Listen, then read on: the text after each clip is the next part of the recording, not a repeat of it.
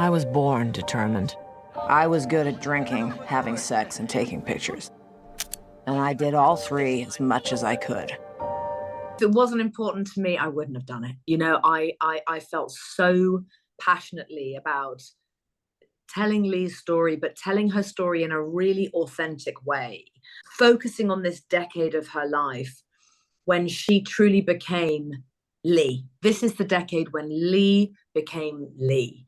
You know, when she left her vanity at the door and she went to the front line, determined to get there. She had to fight for the right to go. One of so few women who were given permission to document what was happening. Not everyone can believe this. Surely they can see what he is. The question is, what are you going to do, Lee Miller? Europe was at war, and I felt useless. I hear you're the woman to see about a job. I am. We don't hire older models. I'm not a model anymore. I'd rather take a picture than be one. It's just so creative. The courage, the resilience, the compassion that she had. She wasn't photographing the soldiers and the gunfire and the bloodshed and the fighting. She was there to bear witness and to document what was happening to those voiceless victims of conflict. I'm with Vogue magazine. There's no women allowed in the press briefing. You gotta be kidding me. We don't send women to combat. Well, that's a problem, because I'm here. Why should the men get to decide? I'm heading to the front. That's not what I thought you were gonna say. Without Lee Miller, we may not ever know what really happened to some of those individuals, being that trailblazer, being that one of those early, what we now know to be reportage photographers, giving us the stories of others and doing it in an utterly selfless way, putting others first. She was completely unvain. She was so compassionate and so determined, and she wouldn't take no for an answer.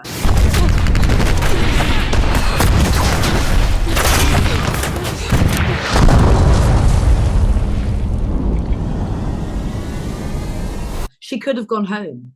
She could have decided it was too much, but she didn't, because she believed so much in justice. She believed in revealing the truth. And she believed in staring in the face of evil. And that's why I feel her story is so powerful and so incredibly important and relevant to today. Leave her alone!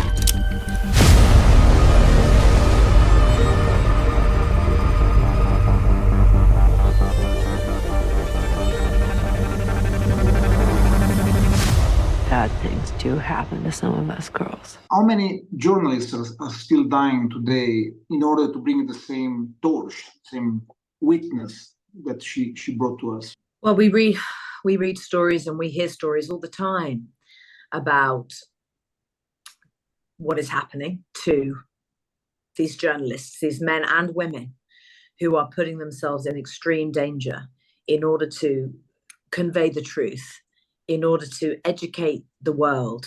And it's a phenomenally brave job that they do. You have secrets, many, that you'll never share.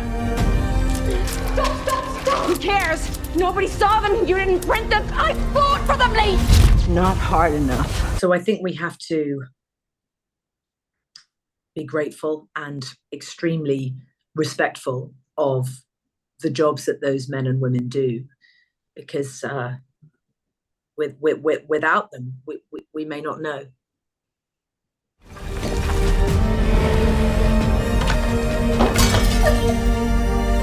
Go. Even when I wanted to look away, I knew I couldn't. There are different kinds of wounds. Not just the ones you can see.